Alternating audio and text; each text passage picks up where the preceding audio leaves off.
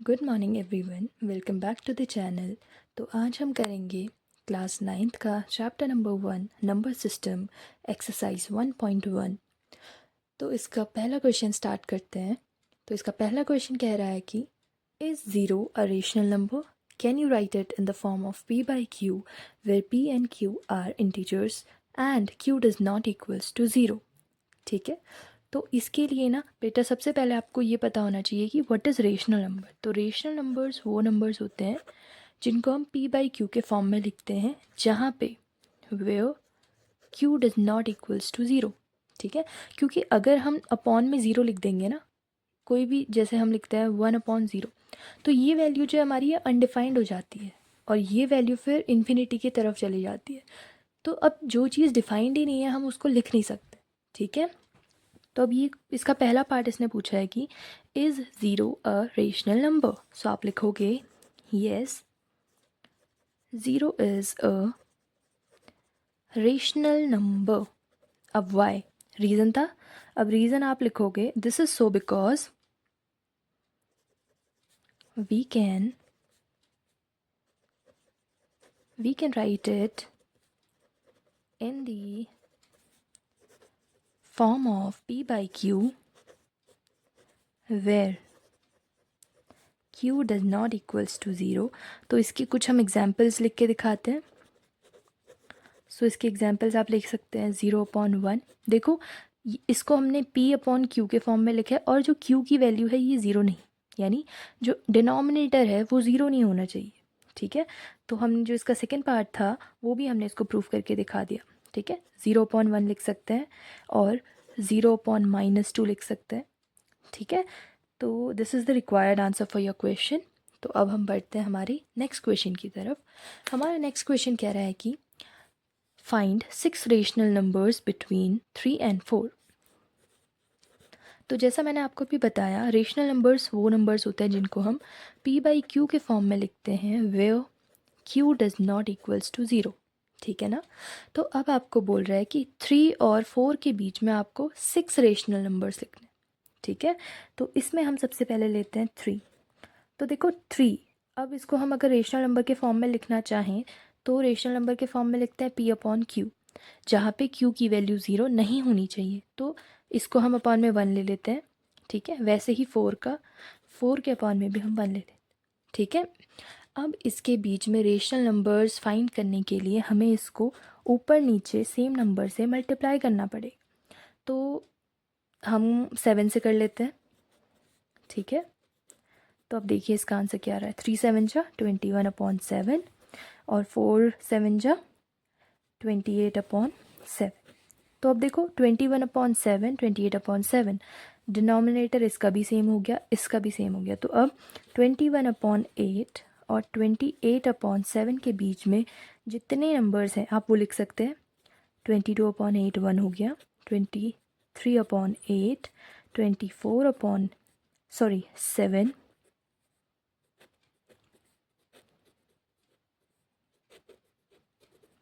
Next है 25/7 26/7 and 27/7. So these are the numbers, the rational numbers between the rational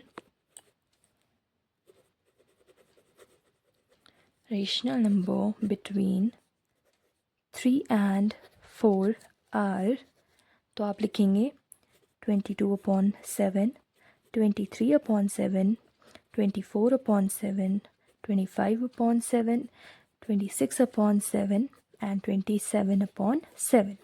ठीक है, 1 2 3 4 5 6। So these are the 6 rational number between 3 and 4। So इतना clear है आपको।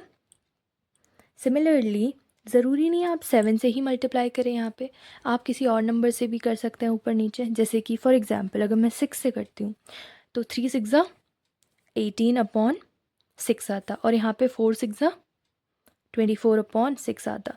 तो 16 और 24 के बीच में जितने नंबर होते हैं आप वो लिखते हैं, बट 16 और 24 के बीच में 6 नंबर्स नहीं आ पाते ना, तो इसीलिए हमने 7 से करा ताकि इनके बीच में हमें 6 नंबर्स मिल जाए, 6 rational numbers. Is that clear?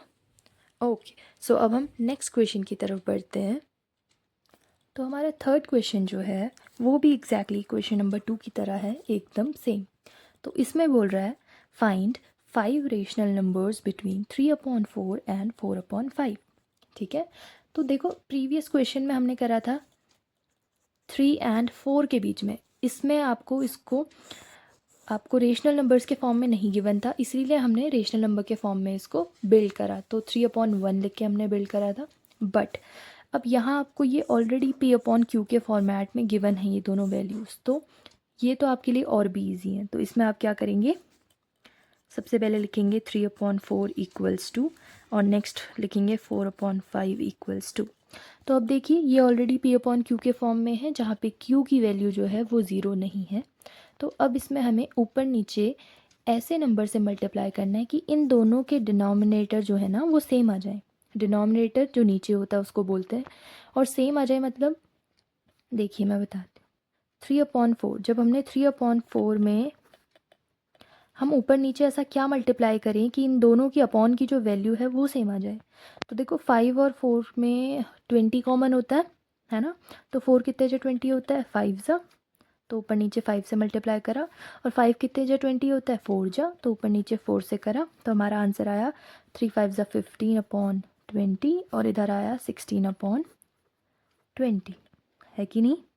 Just a second, हाँ जी, तो ये आ गया 15/20 और ये आ गया 16/20। बट अब अगर आप देखोगे तो 15 के जस्ट बाद 16 आ जाता है, इनका हमने बेस तो सेम बना लिया, बट इनके बीच में नंबर का गैप तो रहा नहीं ना, तो हमें चाहिए हाउ मेनी 5 रेशनल नंबर्स चाहिए।